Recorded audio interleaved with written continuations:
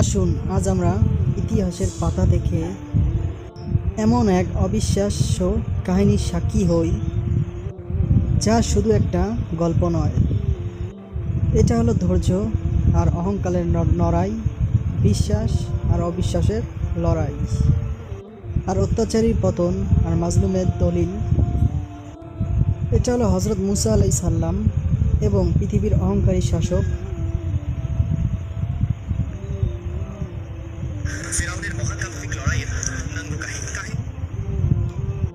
আর ফেরাউনের লড়াইয়ের পুরঙ্গ কাহিনী।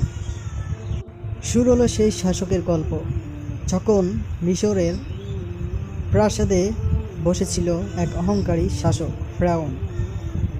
তার ক্ষমতা এবং ধন সম্পদ তাকে এতটাই অহংকারী করে দিয়েছিল যে সে নিজেকেই খোদা বলে দাবি করত। আর তার ভয়ঙ্করের প্রধান জাতি হলো বনি ইসরায়েল জাতি, আর তাদের সে দাস বানিয়ে রেখেছিল। সব কিছু ঠিকঠাকই চলছিল ফেরাউনের ইচ্ছা মতন।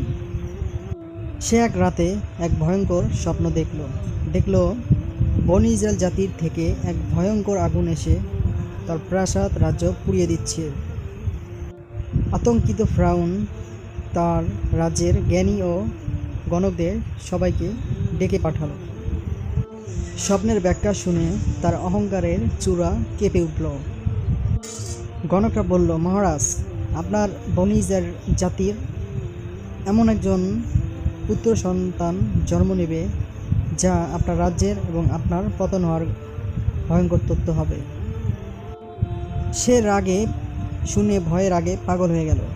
তখন সে তার রাজ্য টিকিয়ে রাখতে হুকুম করল যে আজ থেকে বনি ইসরায়েল জাতির পুত্র সন্তান জন্ম হলে তাকে সাথে সাথে হত্যা করে ফেলবে। সেনা প্রধানকে তিনি হত্যা করার নির্দেশ দিয়েছিলেন এবং তার সৈন্যরা প্রতিটি ঘরে তল্লাশি চালাতে থাকলো। আর বনি ইসরায়েলের মধ্যে কান্নার রোল পড়ে গেল। ঠিক এমনই ভয়ঙ্কর পরিস্থিতিতে এক মায়ের কোল আলো করে জন্ম নিল ঠিক মুসা আলাইহিস সালাম। তিনি একদিকে সন্তানের মুখ দেখে আনন্দিত, আর একদিকে ফেরাউনের সৈন্য দেখে আতঙ্কিত। তিনি কি করে বাঁচাবেন এই মাসুম বাচ্চাটিকে? তিনি চিন্তায় দিশেহারা। তখন